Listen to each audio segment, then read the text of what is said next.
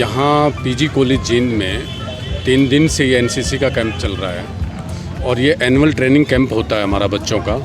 Annual training camp वैसे तो 10 days के लिए होता है, लेकिन महामारी को देखते हुए ये 5 डे का किया है। और इस कॉलेज के इस प्रांगण में यहाँ पर बच्चे 3 कॉलेज के बच्चे हैं, जिसमें गवर्नमेंट कॉलेज जींद, सीआर किसान कॉलेज जींद और सीआरके आईटीआई जींद, इन तीनों के कंबाइंड बच्चे यहाँ पर अपना एनुअल ट्रेनिंग कैंप, जिसको हम वार्षिक प्रशिक्षण शिविर बोलते हैं, वो लगा हुआ है। इसमें बच्चों को एनसीसी की जितनी भी एक्टिविटीज़ हैं वो एक्टिविटीज़ कराई जाती हैं, हथियार से उनका परिचय कराया जाता है।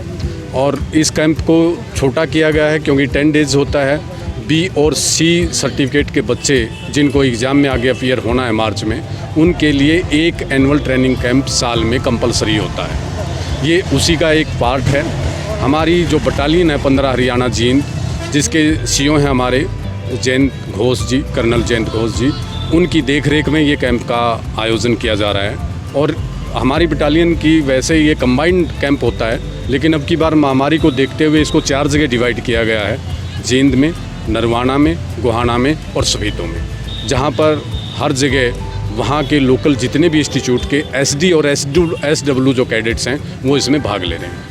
ये कैंप 8 तारीख से स्टार्ट किया गया था और ये 5 दिवसीय कैंप है।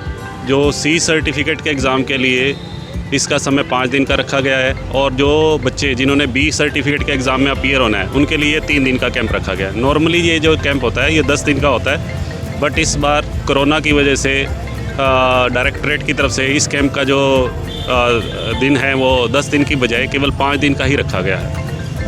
एनसीसी कैडेट्स के लिए इस कैंप का जरिए उनको जो बच्चे आगे जाकर आर्मी में जाना चाहते हैं, या उनको एक फ़ील करवाया जाता है कि आर्मी के जो पर्सोनेल हैं, आर्मी के जो पर्सन हैं, वो किस तरह का जीवन व्यतीत करते हैं, उनकी जीवन शैली कैसी होती है। तो इस कैंप के माध्यम से सारी गतिविधियाँ उनको सिखाई जाती हैं। जैसे उनको राइफ़ल ड्रिल सिखाई जाती है, परेड सिखाई जाती है। इसके अलावा उन्हें लीडरशिप या नेचुरल डिज़ास्टर के केस में उनको कैसे मैनेज करना है, उन सब गतिविधियों के बारे में जानकारी दी जाती है।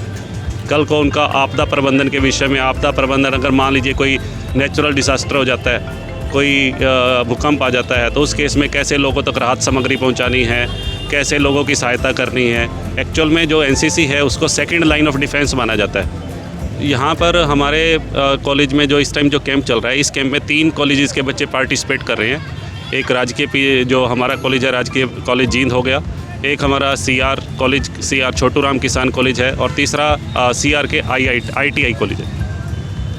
सर मेरा बचपन से ही मेरा एम था कि मुझे इंडियन आर्मी में जाना है, तो उसके लिए मैंने एनसीसी ज्वाइन करी।